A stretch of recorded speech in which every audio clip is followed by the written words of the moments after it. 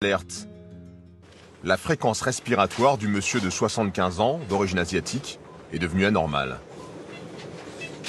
Il est très polyphénique. Là, il est à 40 par minute. Et là-haut, il respire vraiment avec le vent. Max, le chef urgentiste, doit une fois encore trouver une place en réanimation. Parfait, on fait comme ça. À tout à l'heure. Le Vergalan, il a une place. Parce qu'il y a eu un décès, en fait, là, pendant que j'appelais. Et on a la place pour monsieur. On va vous mettre des médicaments pour vous faire dormir. Oui. C'est les médicaments qui vont vous faire dormir. Oui, oui. D'accord? Parce que vous avez trop de mal à respirer. Oui. D'accord? Oui. Et pour vous aider à respirer, il va falloir qu'on vous mette un tuyau dans la bouche. Oui. Qui va aller dans les poumons. Oui. Pour vous aider à respirer. Oui. Parce que là, vous n'arrivez pas à respirer bien tout seul. Oui. Si là, on enlève le masque, Oui. vous n'arrivez pas à respirer. Oui. D'accord? Oui. Donc on va vous endormir avec des médicaments. Oui. Et il y a une machine qui va essayer de faire le rôle de vos poumons pour vous aider à respirer. Oui. D'accord? Oui, oui. Et vous allez dans un service de réanimation. Oui. Ok? Oui, oui. Je sais que vous avez un peu du mal à comprendre. De toute façon, on va prévenir votre famille. Oui. D'accord? Oui, oui. Ok, monsieur? Oui, ça va aller.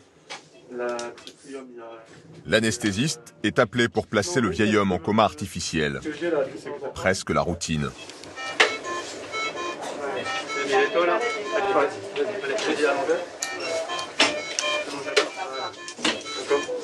Allez, c'est l'eau.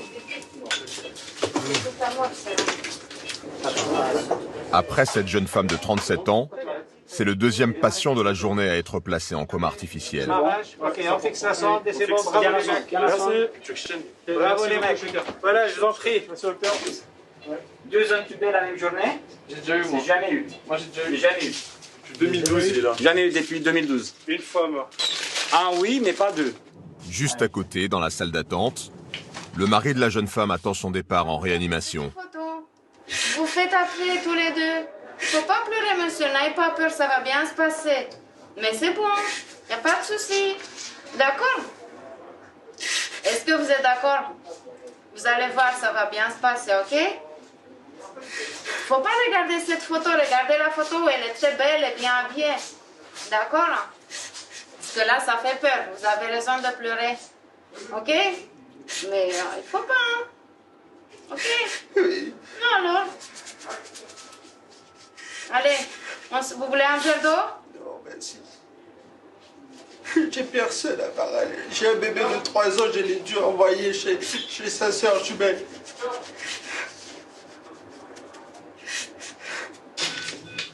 Bon, bah, bonne soirée.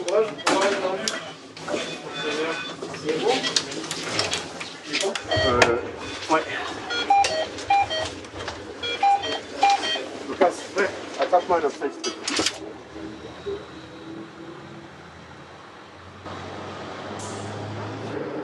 Dans la tente de triage devant la clinique, les arrivées se succèdent. Une dizaine en tout ce jour-là. Comme ce monsieur de 55 ans, envoyé ici par son généraliste après un scanner inquiétant. Comme vous l'expliquez, on va aller vous évaluer et probablement vous hospitaliser pour vous donner l'oxygène et pour s'assurer que vous évoluez du mieux possible, d'accord? Ma fille va s'inquiéter. Oui, je vais l'expliquer, c'est sûr qu'elle va s'inquiéter. Ça va aller? Ça va aller. Voilà. D'accord, c'est bon pour le monsieur. Sa fille a dû attendre à l'extérieur. Elle doit être informée de l'hospitalisation de son père. Là, on a fait une petite première évaluation sommaire de votre papa. Et il s'avère qu'il commence à avoir beaucoup de mal à respirer, vous vous en êtes bien rendu compte.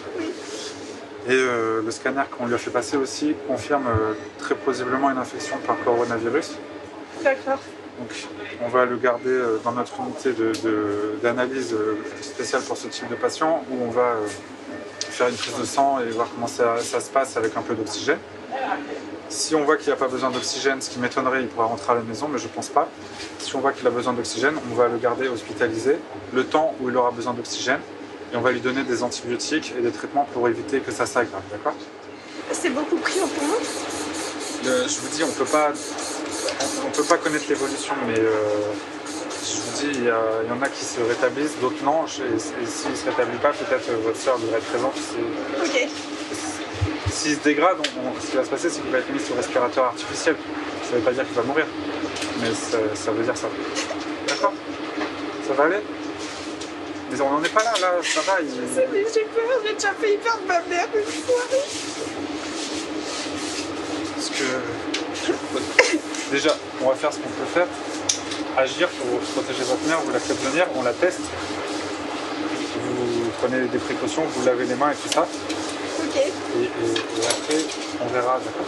D'accord. Déjà, on agit pour faire ce qu'on peut, et après, ça fera le temps de s'inquiéter, mais là, on n'en est pas là, d'accord? D'accord, monsieur. D'accord? Ok. Allez, à tout à l'heure. Merci, bon courage. À tout à l'heure. C'est le plus dur dans le travail, ce rapport à la maladie, à la mort. On transfère, on est tous anxieux pour nos familles et tout ça, on va pas se mentir. Bonjour. Qu'est-ce que vous arrivez, Jean?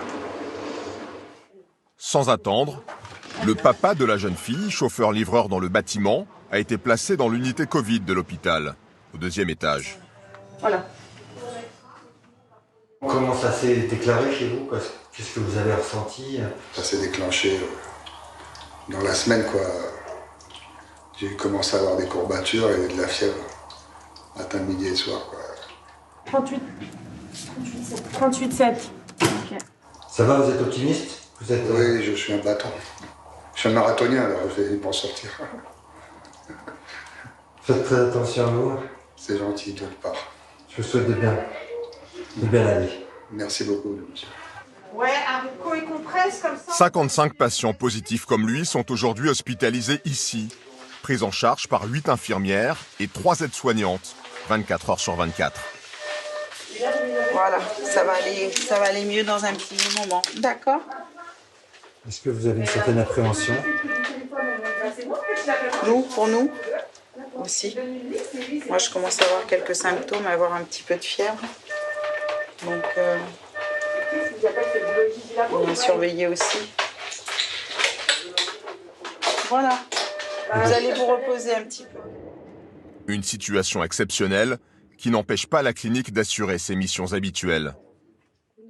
Une petite fille est née il y a 3 jours, dans un monde bouleversé par la pandémie. Ouais, c'est pas évident, c'est pas évident. Ouais, Le moins évident.